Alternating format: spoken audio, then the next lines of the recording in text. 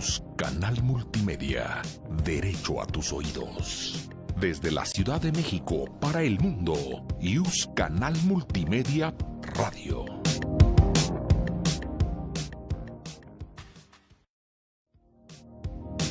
IUS Canal Multimedia. Derecho a tus oídos. Desde la Ciudad de México para el mundo, IUS Canal Multimedia Radio.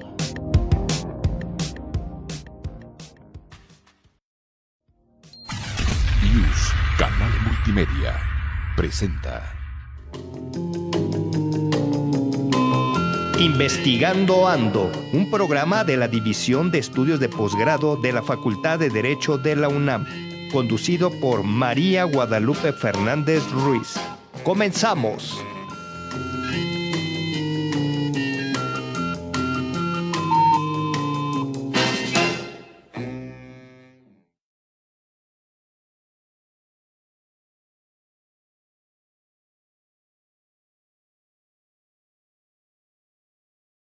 ¿Qué tal? Muy buenas tardes. Espero se encuentren muy bien en este inicio de semana. Los saludo cordialmente, María Guadalupe Fernández Ruiz, en este su programa Investigando Ando.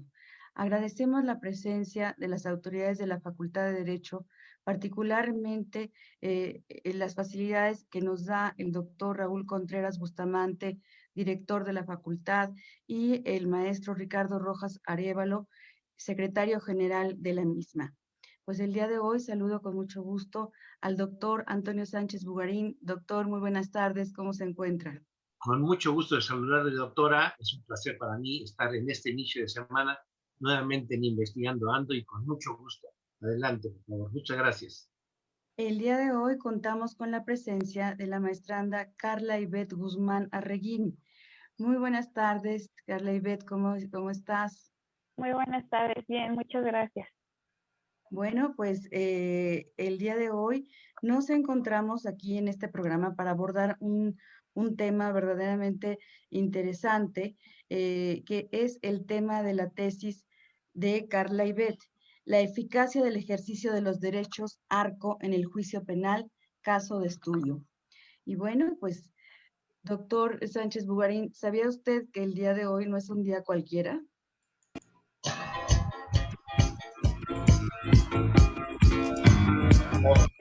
Hoy no es un día cualquiera. Que no es un día cualquiera, estimada doctora. Dice, doctor, que hoy, 29 de marzo, pero de 1847, las tropas norteamericanas tomaron Veracruz. Un día como hoy, 29 de marzo, pero de 1933, el Congreso de la Unión aprobó una enmienda a la Constitución para prohibir la reelección del presidente de la República y de los gobernadores de los estados. Y también, un día como hoy, pero de 1973, las tropas norteamericanas abandonan Vietnam del Sur, con lo que da fin la participación de los Estados Unidos de América en la Guerra de Vietnam. Y podríamos seguirnos con más efemérides, pero por hoy nada más contamos. Enseguida comenzamos con nuestra entrevista.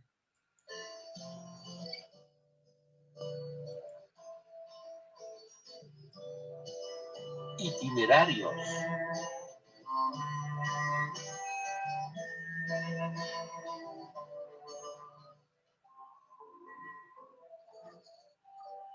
Y efectivamente tenemos cosas muy interesantes siempre con nuestros entrevistados.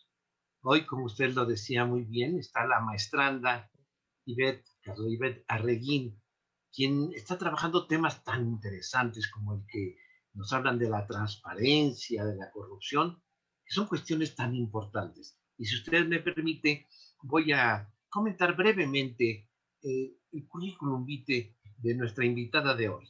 Ella es licenciada en Derecho por la Facultad de Derecho de la Universidad Nacional Autónoma de México. Ahí mismo realizó la especialidad en Derecho Constitucional en el posgrado de nuestra facultad. Y ahora cursa precisamente la maestría. Nuestra invitada tiene una gran experiencia laboral, sobre todo y específicamente en esta área del conocimiento. Ha sido supervisora en áreas de seguridad nacional y actualmente labora en la Fiscalía General de la República. Sea usted cordialmente bienvenida, mi querida licenciada Ivette Arregui. Pues ese es Muchas gracias. unos cuantos datos de nuestra invitada de hoy, doctora. Muchas gracias, doctor. Carla Ivette, como mencionamos hace un momentito, tu tema de investigación es la eficacia del ejercicio de los derechos ARCO en el juicio penal. Caso de estudio. Ivette, aunque parezca algo muy sabido, yo quisiera que nos dijeras, para introducirnos en el tema de tu investigación, ¿en qué consiste la protección de datos personales? ¿Cuál es su importancia? ¿Quién los protege y de quién? Claro, primero vamos a manejar que esta tesis está enfocada al sector público, toda vez que los datos personales son aquellos que hacen identificable a una persona, como puede ser el nombre, la nacionalidad, el RFC, el CURP, entre otros. Hay que hacer una distinción entre datos personales generales y datos personales sensibles. Los sensibles son aquellos que constan, por ejemplo, de cuestiones de salud, ámbito religioso, orientación sexual, entre otros. En este caso, nuestra normatividad contempla dos leyes, federal y general. La federal es para el sector privado y la general es para el sector público. Esta investigación está abocada principalmente al sector público.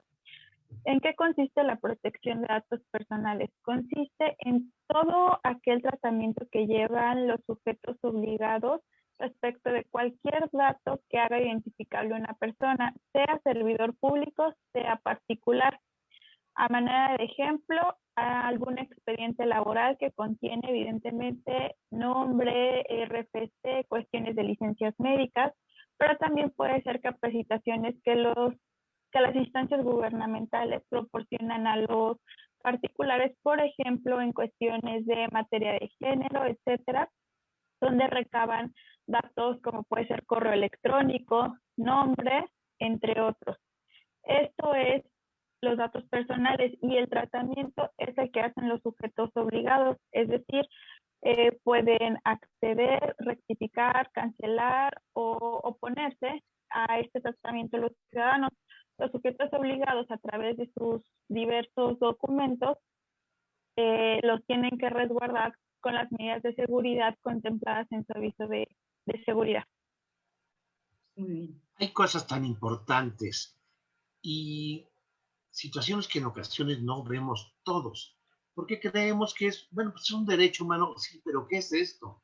¿Cómo se puede garantizar, licenciada, la eficacia de la protección de esos datos personales que, como usted dice, hay unos que son altamente sensibles, pero por ejemplo, aquellos que están contenidos en expedientes de juicio penal, por ejemplo? Sí, claro. Justamente, como lo comenta, hay datos personales sensibles y, como saben, cuando se lleva a cabo una investigación, lleva ciertas etapas y puede terminar, esta etapa puede concluir ya sea con la sentencia absolutoria o condenatoria.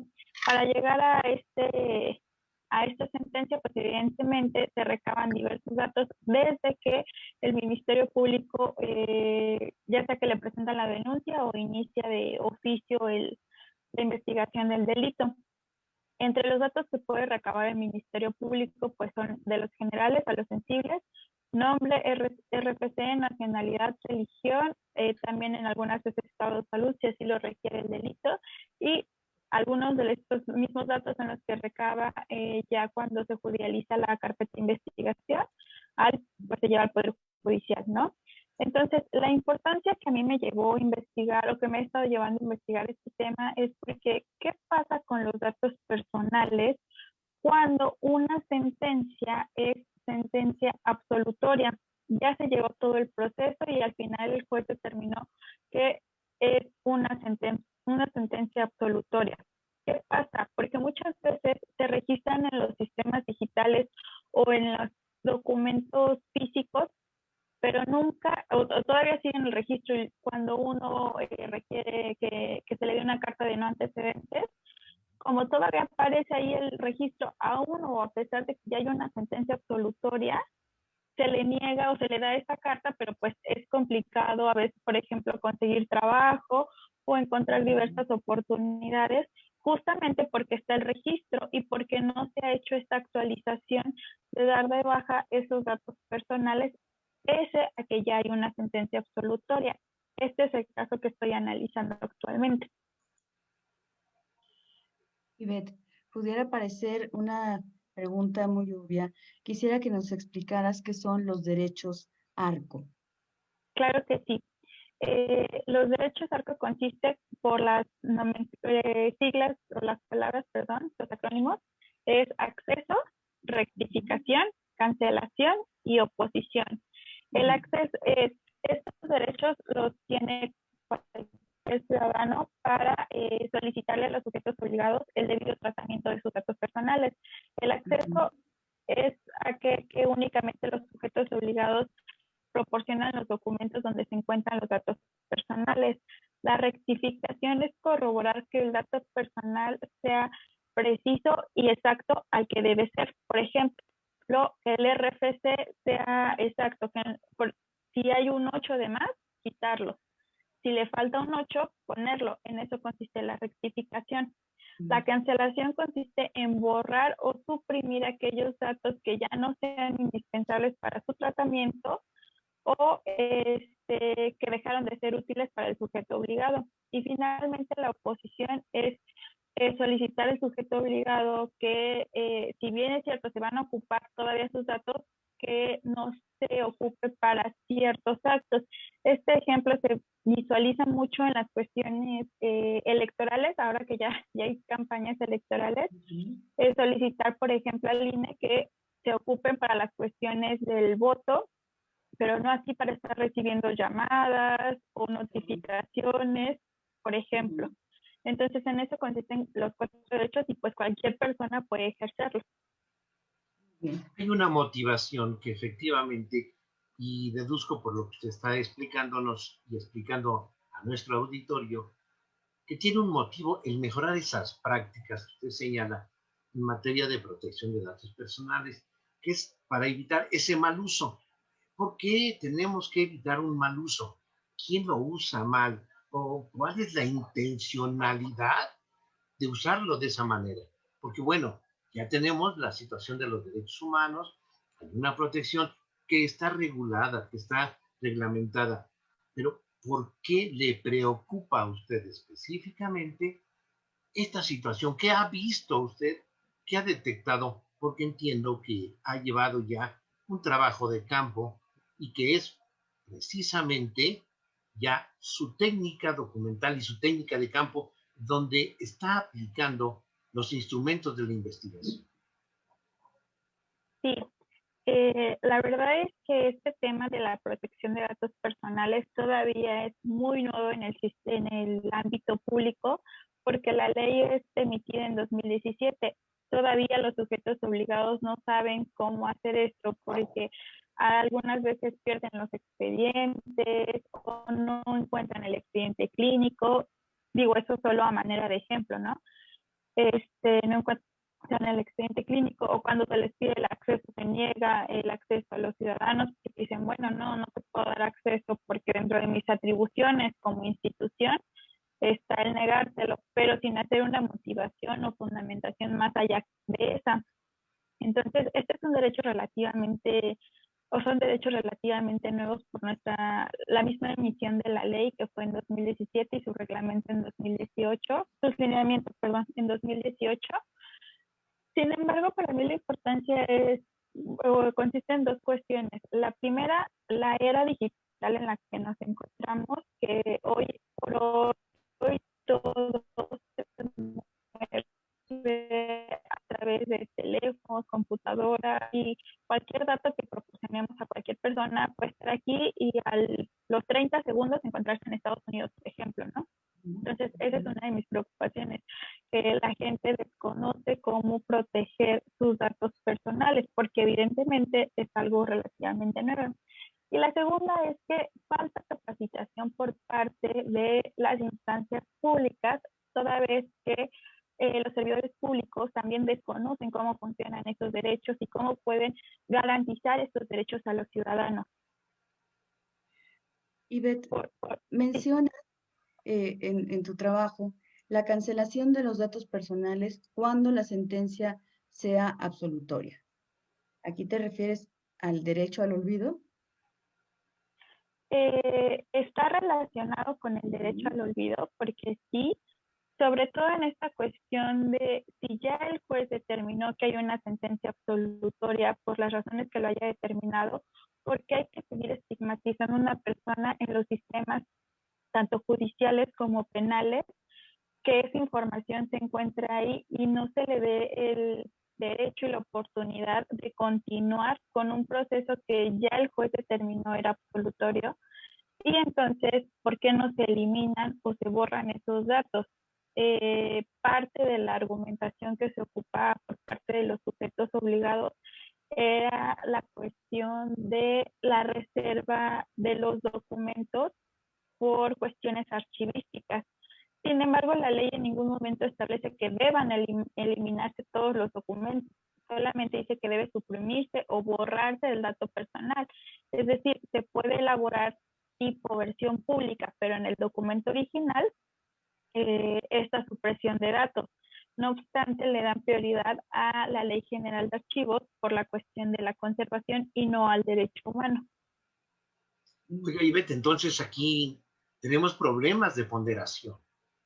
Porque, y esto nos está llevando a que estemos afectando al individuo, a ese ser humano que puede estar en esa hipótesis en una situación muy delicada y estamos violentándolo. Aquí tenemos que mejorar, Carly, las prácticas de esa protección de datos personales en materia, por ejemplo, de capacitación. Tenemos que capacitar a todos ese personal, esos servidores públicos que tienen que ver con este trabajo tan sensible que, insisto, creo que todavía, como usted lo señala, estamos muy deficientes. Entonces, ¿qué hacer? Porque hay causas de indebido tratamiento a los datos personales, sobre todo en lo que usted decía del juicio penal.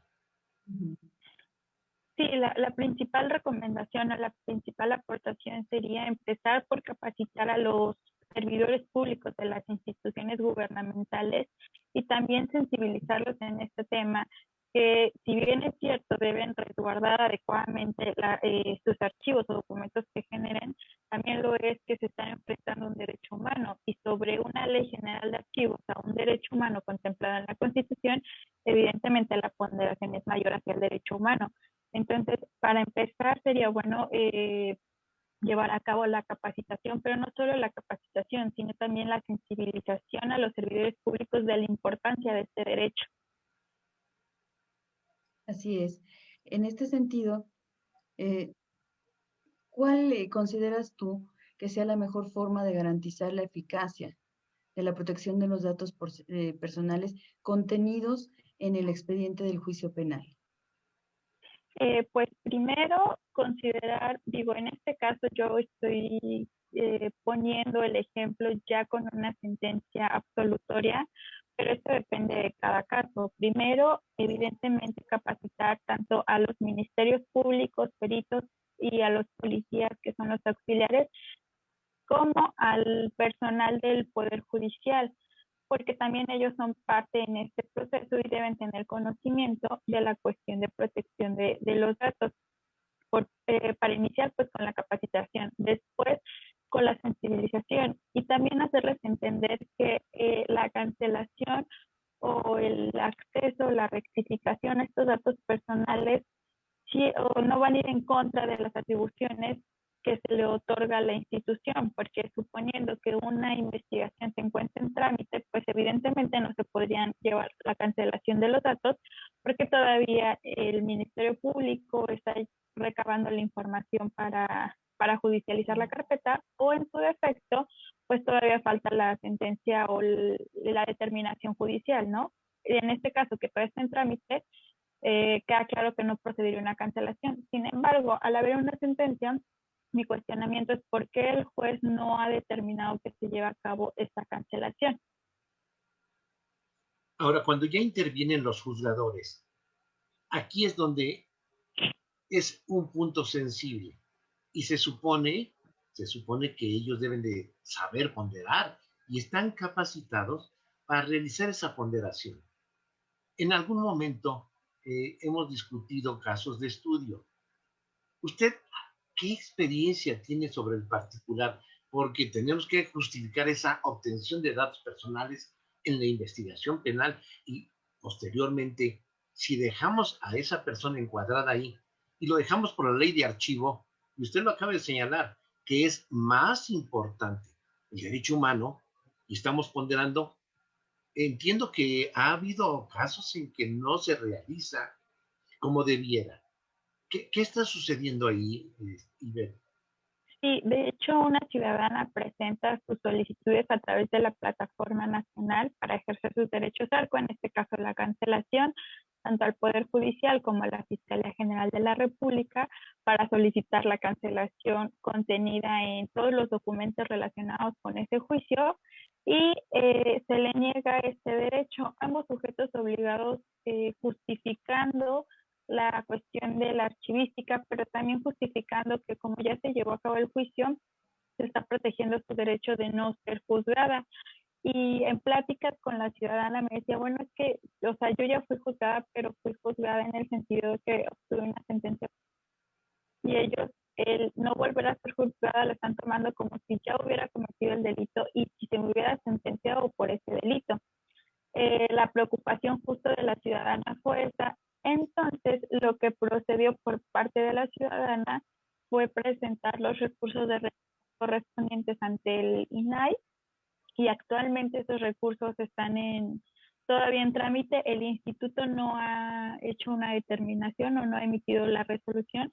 Sin embargo, la resolución, pues, el sentido que podría venir es obligar al sujeto obligado, para la redundancia, a que cancele los datos o a que motive la razón por la cual no está cancelando los datos, destacando que el instituto está tomando en consideración también el catálogo de disposición documental, que pues señala el periodo que se va a tener que conservar cualquier documento para su posterior baja.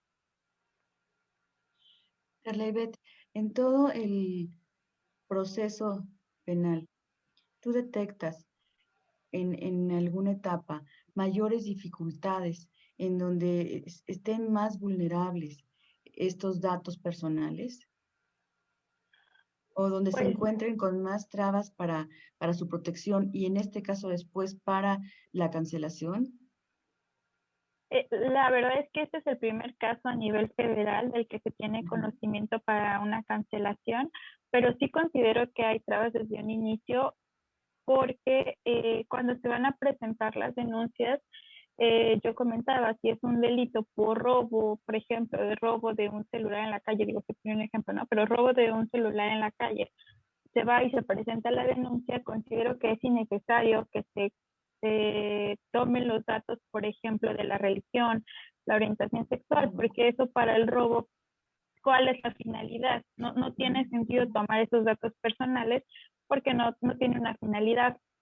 Sin embargo, fuera otro delito, por ejemplo, tal vez el de violación o violencia intrafamiliar, probablemente pudiera tener un poco más de sentido esa cuestión de datos personales. Entonces, desde que se presenta la denuncia, me parece, e insisto con la cuestión de la capacitación de los servidores públicos, porque desde ahí no saben qué datos personales tienen que recabar y para qué finalidad los van a utilizar. Y de ahí hasta el momento en que el juez emite la sentencia, porque también parte de esto es que el Poder Judicial emitió la sentencia sin considerar la solicitud de cancelación por parte de la ciudadana. Y entonces aquí, de lo que usted nos está diciendo, hay una gran responsabilidad del juzgador, porque entonces no está ponderándolo en forma adecuada. Y aquí me surge otra pregunta. ¿Cómo saber si los datos personales recabados son proporcionales a, como usted lo decía, a esa finalidad de su uso. Y la otra, en cuanto a los servidores públicos que tiene que ver con ello, ¿quiénes están obligados y quiénes son los que más requieren tener esa urgente capacitación y que esa capacitación sea pertinente en cuanto, sobre todo, al contexto, para que ellos sepan cómo actuar cuando hay situaciones de esta naturaleza, que percibo que ese es uno de los fines últimos de su investigación. Sí. Bueno, la proporcionalidad de los datos consiste en solicitar únicamente aquellos que sean estrictamente necesarios para llevar a cabo las atribuciones que le fueron otorgadas al sujeto obligado. A manera de ejemplo, si estamos hablando del SAT, pues evidentemente nos va a pedir datos como RFC relacionados con cuentas bancarias, si es que se requieren, o cuestiones financieras. Pero si estamos hablando, por ejemplo, de la Secretaría de Salud, pues la Secretaría de Salud, ¿por qué requeriría los datos financieros, no? Evidentemente, si la Secretaría de Salud no los pide, es desproporcional a sus atribuciones y no tendríamos por qué otorgárselos. Eso por un lado. Y por la otra pregunta que me realizaba, que quiénes son los servidores públicos, bueno, la ley establece que todos los servidores públicos están obligados a cumplir con esta normatividad porque pues así lo señala la ley. Sin embargo, yo considero que con carácter de urgencia los que deberían ser capacitados y sensibilizados son aquellos que tienen el primer contacto con el ciudadano. Sí, principalmente ellos, los que tienen el primer contacto con el ciudadano, porque a pesar de que hay personal administrativo, lo cierto es que ellos son los que de inicio recaban datos personales y después ya de ahí sigue toda la cadena de registro o documentación respectiva, pero para empezar, los que tienen el primer contacto con el ciudadano considero que son los que mejor capacitados deberían estar, porque ahí ellos pueden determinar qué datos solicitar y que sean proporcionales a las atribuciones van a tener cada servidor público de acuerdo a la institución en la que se elabora. Ivette, una vez que ya te has adentrado en tu investigación, evidentemente tienes una comprensión de un panorama más general. Entonces, en este sentido, yo quisiera preguntarte, como mencionabas, la Ley General de Transparencia es una ley joven, data de 2017, pero en este sentido, ¿tú sientes que esta ley general requiere en un momento dado, a lo mejor no una ley general, pero sí, vamos a decir, instrumentos jurídicos que se deriven de ella, más particularidades de alguna forma hacia el ámbito penal en un momento dado? Considero ¿O es que aplicable, vamos a decir, perdón que te interrumpa, le resulta aplicable la misma normativa que a todos? Considero que le es aplicable la misma normativa que a todos porque la misma ley señala las excepciones correspondientes, solo que al no conocerlo o al no estar capacitado en esta materia también no se sabe cómo actuar. La ley sí señala las improcedencias correspondientes, sobre todo cuando se trata de sujetos obligados que llevan a cabo actividades de seguridad pública o seguridad nacional, señala excepciones, al igual que los lineamientos de la ley. Sin embargo, creo que también por esta cuestión de que los servidores públicos que trabajan en instituciones de seguridad pública y seguridad nacional, pues la transparencia, digamos que no es su fuerte, evidentemente, y la protección de datos personales tampoco lo es, todavía tienen un poco de conflicto o choque con esta cuestión de ya sea apertura o de, en este caso, del ejercicio de los derechos ARCO, porque pues evidentemente no son instituciones, son instituciones, mejor dicho, que por las facultades que les confiere prácticamente toda la información o la mayor parte de la información es reservada. Entonces hay que también muchos servidores públicos que seguramente llevan ya muchos años en muchas instituciones de seguridad pública y seguridad nacional, sean más difícil de decirles, bueno, es que mira, la ley señala que tú debes cumplir con este ejercicio con estas obligaciones de datos personales, Sin embargo, ellos todavía es como de sí lo señala, pero recuerda que todas mis investigaciones en seguridad pública o seguridad nacional pues son reservadas. Cabe destacar que en estos casos únicamente tiene acceso el titular de los datos personales, que también es parte de lo que se ha tratado de visualizar a los servidores públicos, que solamente el titular y previa acreditación, que es la persona que se le van a entregar los datos, se le estaría entregando la información o procediendo al ejercicio del derecho a arco. Sin embargo, todavía los servidores públicos ahí tienen un conflicto por las cuestiones de seguridad pública nacional que llevan a cabo.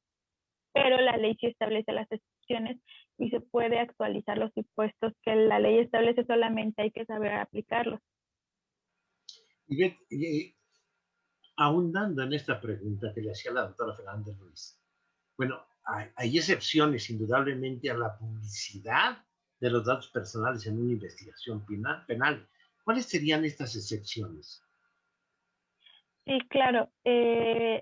Pues bueno, en general, no solamente en el ámbito penal, sino en general, todos los datos personales son de carácter confidencial y solo el titular puede tener acceso a ellos en cualquier documento, salvo excepciones. Las excepciones son en aquellos casos donde haya actos de corrupción o haya se violen derechos humanos, perdón. Un claro ejemplo que tenemos es el caso de Emilio Lozoya o el caso del general Cienfuegos, donde evidentemente se dio a conocer parte de su información, pero porque eran casos de interés público relacionados o pudieran estar relacionados con corrupción, de acuerdo con lo que señalaba el Instituto Nacional de Transparencia y Acceso a la Información. Ivette, ya tocando temas más de tu tesis, cómo la seleccionaste, cómo seleccionaste tu tema y demás, no te voy a preguntar cómo justificas el tema, yo creo que a lo largo de toda esta plática nos damos cuenta, pero sí me gustaría que me comentaras cuál es tu hipótesis, cuál es la hipótesis que tú planteas de inicio en tu investigación. Creo que sí. Pues de las primeras hipótesis que manejé es la forma tan fácil que se puede llegar a dar a conocer los datos personales contenidos en un documento público. Me percaté de ello porque luego vemos noticias, principalmente en Ciudad de México, donde dicen, es que se inició una carpeta de investigación en contra de, dan el nombre completo, por el delito de feminicidio. O es que se inicia una investigación en contra de, estoy considerando que no sean servidores públicos, porque evidentemente los servidores públicos tienen una esfera más jurídica, más reducida en el ámbito de la privacidad, pero hablando de personas no servidores públicos, me percaté que en la televisión siempre daban el nombre de la persona, a manera de ejemplo. Por el delito de feminicidio se está llevando a cabo la investigación en contra de Juan Pérez. Pero resulta que ni se llevó a cabo el delito, ni se llevó a cabo la investigación, porque tal vez fue un ejercicio de la acción penal o no llegó hasta la sentencia, pero mientras ya afectaron la imagen de Juan Pérez al decir que tenía una investigación en contra de feminicidio. Entonces, primero empecé por la cuestión de la indebida publicidad de los datos personales, porque ahí me percaté que había un gran problema en las instituciones de seguridad pública. Sobre todo yo lo visualicé en las noticias de la Ciudad de México, donde se daba los nombres. Ahorita ya he ido reduciendo un poco, pero todavía se da el nombre completo de la persona que está acusada. Entonces, afecta su imagen porque todavía ni siquiera hay una sentencia, tal vez ni siquiera se sigue la investigación del delito.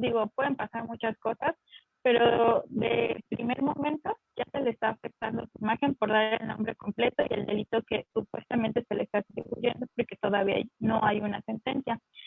Y después, con la práctica que he tenido durante mi experiencia laboral, me percaté que el conocimiento en esta materia era poco y que muchas autoridades, servidores públicos aún tienen miedo de decir, bueno, sí es esto, pero no le puedo dar acceso, o sí es esto, pero no le puedo rectificar.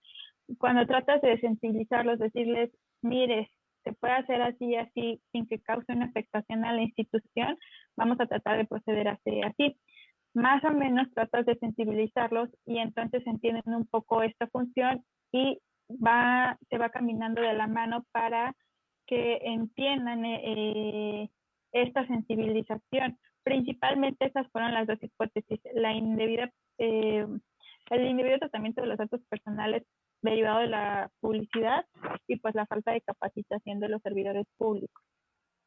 Pues muy bien, Carla Ivette Guzmán Arreguín, podríamos platicar todavía un rato más sobre este tema, pero aquí el tiempo nos come, ¿verdad? Entonces, Sí. pues te agradecemos mucho tu presencia en este programa y estaremos al pendiente de tu investigación. Te deseamos mucho éxito y nos vamos a la frase de la semana, doctor. La frase de la semana.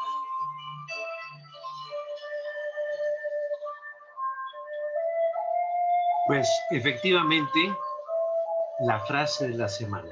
Y aquí recordamos a la poeta estadounidense Emily Elizabeth Dickinson, a quien se le considera como una de las poetas fundamentales de la literatura estadounidense, junto, por ejemplo, a Edgar Allan Poe, a Walt Whitman, a Emerson, y decía ella, y estoy tan seguro que Ivette lo ha hecho, decía Dickinson, si se quiere viajar lejos, no hay mejor nave que un libro. Y quienes investigamos, viajamos mucho y recorremos mucho en diferentes naves.